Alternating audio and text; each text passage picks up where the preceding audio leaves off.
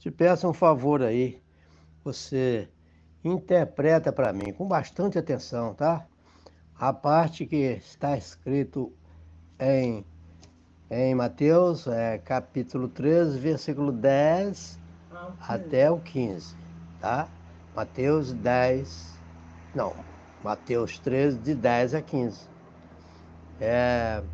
Jesus falava em parábola. Por que ele falava em parábola? Por favor, interprete aquilo dentro da ordem para mim entender a tua interpretação. É porque eu estou aqui num debate com um irmão e ele tem uma coisa aqui que eu não aceito de jeito nenhum. Por favor, me faça isso. Que Deus abençoe você e toda a tua família. Ali, praia, que nos solicitou aqui uma explicação, e a sua explicação que ele nos solicitou está ligado à pergunta por que Jesus falava por parábola. Então, vamos então à nossa explicação aqui. Irmão Ivani, para me explicar essa parte, eu vou demorar, de repente, uns 3 minutos. Eu vou ter que buscar aqui um contexto do que estava acontecendo da época. A época, Jesus, ele estava cumprindo a missão do Pai, só que antes do seu nascimento, vieram outros profetas, também cumprindo a missão do Pai.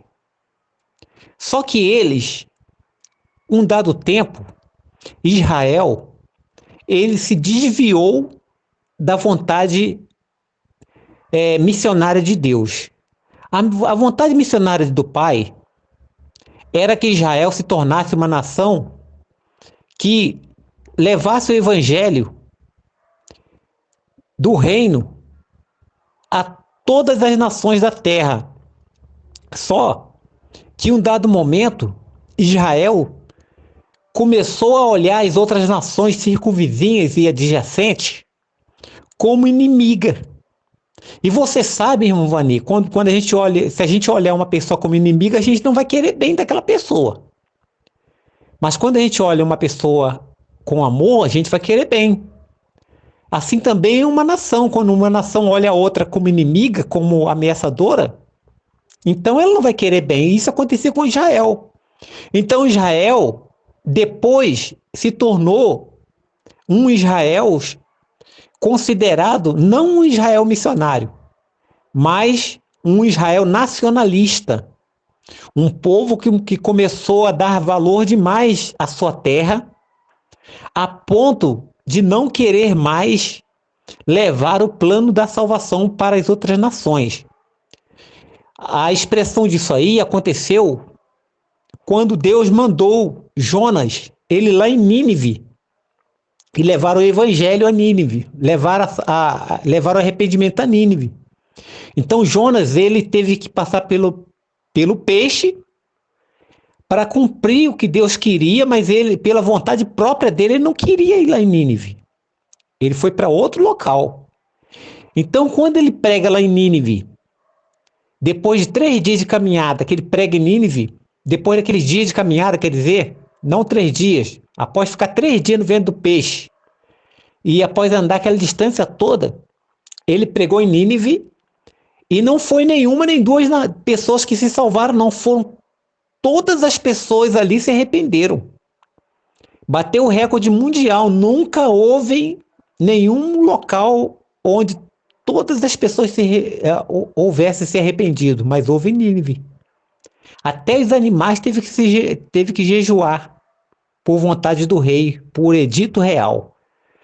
E com isso o coração de Deus se moveu e Deus não fez aquilo que poderia ser feito caso ele não se arrependesse.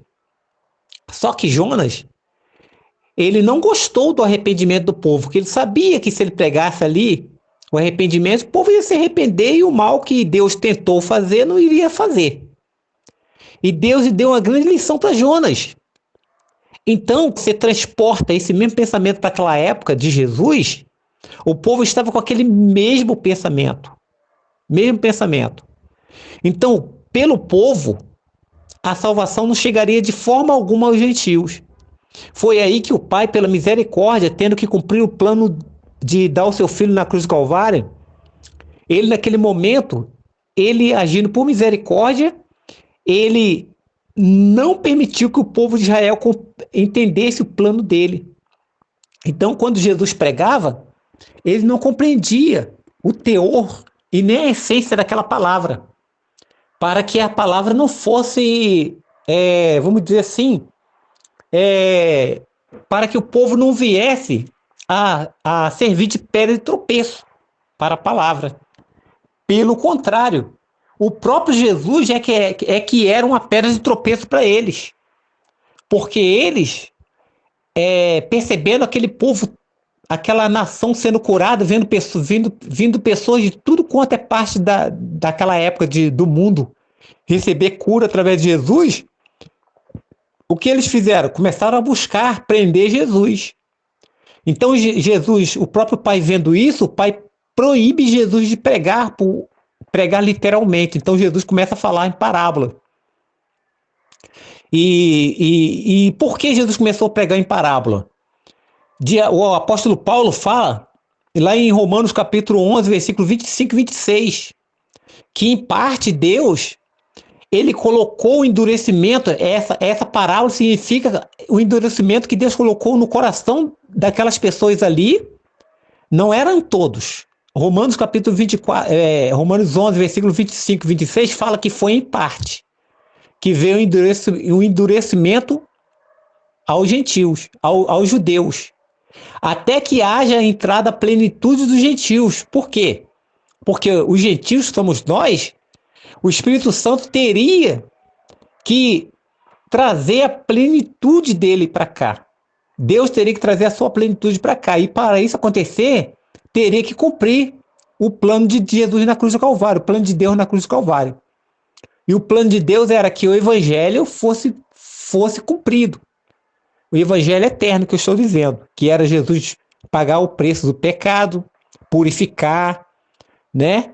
Para que o evangelho fosse tido como portas abertas para chegar até nós. Então, Romanos capítulo 11, versículo 25 e 26 fala que esse endurecimento chegou em parte.